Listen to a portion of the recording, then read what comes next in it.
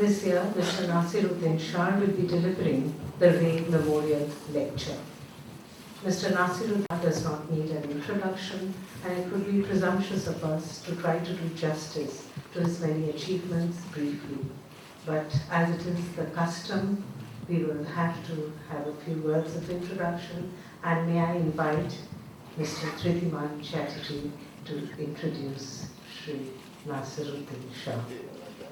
Nasiruddin, Mr. P.M. Ghosh, Shomitrata, Shomdi, Ms. Rajesh Shibera, Bhaskar.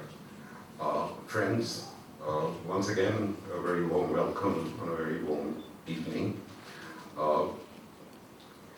It is my pleasant duty to invite Nasir to deliver the third Satyajit Ray Memorial Lecture. I know it is customary on occasions such as this to say that the speaker or the chief guest needs no introduction and then to spend 15 minutes introducing him. So I'm not even going to try and do that. I'm sure all of you are more than familiar with Nasir's achievements as a film actor, as a theatre activist, and as a fine human being. For those who are not, there's always Google. As many of you might know, this is the third in the series of Ray Memorial Lectures that the Society instituted some time ago. The first lecture was delivered by Javed Akhtar, again needs no introduction, an iconic screenwriter and songwriter in cinema. The second lecture was delivered by Sham Benegal.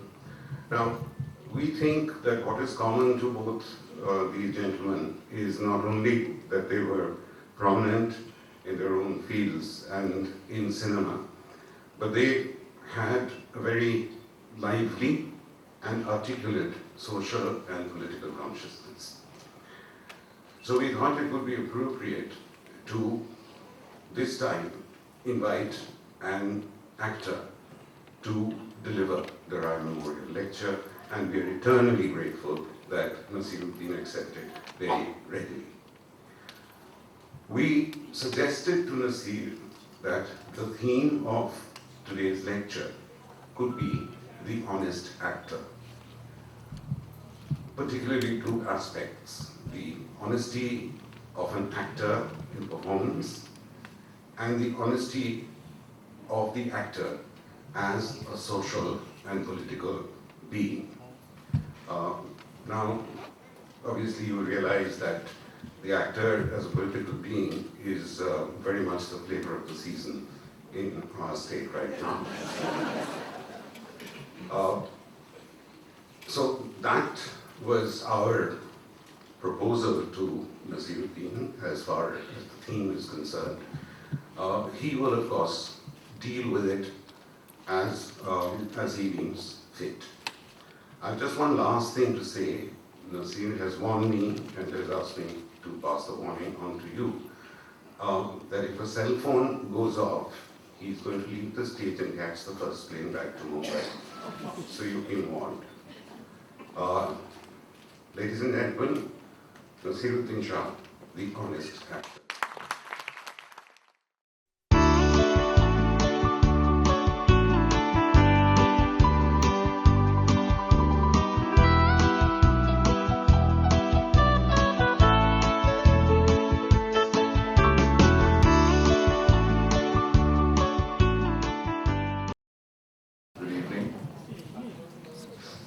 Why don't you all sit down? I think it's going to take a while. I think make yourselves comfortable. Okay, good evening, ladies and gentlemen, and thank you very much for this warm welcome. I had 3 close encounters with Mr. Satyajit Ray. The third one resulting in my actually meeting him. The first one was when I was 12 years old and obsessed with cricket, and I would cut out pictures of cricketers and stick them in my scrapbook. And one day I saw a photograph of a very elegant, strong gentleman dressed in white. I think it was in a magazine called Span or something. So I promptly cut it out and stuck it along with pictures of cricketers in my scrapbook. I had no idea who he was. His name was Satyajit Ray. He was dressed in white. He looked like a cricketer. In fact, he looked like the captain. It didn't take me long, of course, to find out who he was, but I kept the picture in my scrapbook. It added some majesty to the other pictures. The second encounter was when I was a student, some 10 years later, at the drama school in Delhi, and I was sitting in the Max Miller Bhavan waiting for the screening of Bergman's Silence. And as the lights started to dim, this enormous figure in a white kurta, immediately recognizable even in the dark, settled into the seat right in front of me. I have to say that those ample shoulders often obliterated the sights I had actually gone to see the Silence for. And also I was distracted because half the time I was looking at the screen and half the time at him. And the third encounter was after a screening of Mirch Masala at the Delhi Film Festival, where he came up to me and shook my hand and told me he liked my performance. That was the sum total of my association with the great man. So I'm very grateful that Sandeep did not ask me to talk about him, because I did not really know him, and what is there that I can say about his work that hasn't already been said? And instead gave me a topic which I managed to chew upon. So I have written out my thoughts on this subject. I'm very grateful not only to be honored to come and speak here, but also for this opportunity to clarify my own head regarding this subject, and it's taken a bit of doing. So I'll keep referring to the text every now and then, if you don't mind, and if my arguments get a little too garbled, please bear with me, because the subject of the honest actor is still a work in progress, really, in my head. The dictionary meaning of the word act is not to pretend or to disguise oneself or to play different roles or to emote or any of these things. It is quite simply to do. Now, those who have not bothered to check this in the dictionary, and that includes an astonishing number of actors I've met, may think it's a paradox to talk of honesty in connection with something which is by its very nature false. Yet it is this very elusive search for truth that is the holy grail of every thinking actor's journey as a performer. The most apt description of an actor's job that I've come across is encompassed in the title of the great Dr. Sriram Raghu's autobiography, which is called Lamar. Lamar is a Marathi word which means the carrier of goods. An actor is a messenger, entrusted with delivering the goods completely and securely, without obstructing or damaging the goods in any way. And if he does that, he has done well, is what I believe. An actor's job is to get across. And if he manages to get across, then it is futile to be judgmental about the approach and label it as honest or otherwise. In other words, whether he carries the goods on his head or on his shoulder or under his arm or drags them along the ground is immaterial, provided he delivers the goods safely and securely.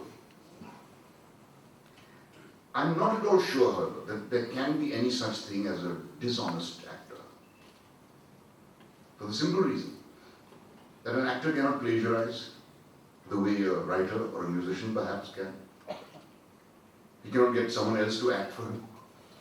So he cannot garner the credit for another man's effort.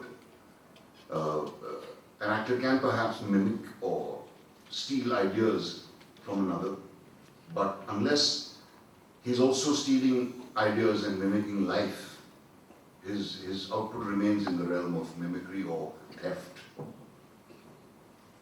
Then there are no tricks by which an actor can cheat and improve a bad performance. The kind of grandstanding not infrequently resorted to by film stars who consider trumping everyone else to be a vindication of their abilities does not even deserve deserve to be included in any definition of acting. Because though this, considering oneself more important than the project you're in, is offensive, it is not dishonest, it is indulgent. The star does it because he can. The one really dishonest thing actors often do is to refuse through indolent unwillingness to live up to their potential. But in that case, they themselves are the only ones harmed. So now, let this, what I'm saying, not be construed as every actor is scrupulously honest in every way. It should rather be said that in their work, neither the actor nor the work he is in benefits in any way by any kind of dishonesty. Without going into the merits or the shortcomings of the various schools of acting, I can say with certainty that lumping all actors into the good or the bad category is unjust. Though doubtless there are some who should not be in the profession at all, but we need not concern ourselves with them. Even to call them bad would be a compliment.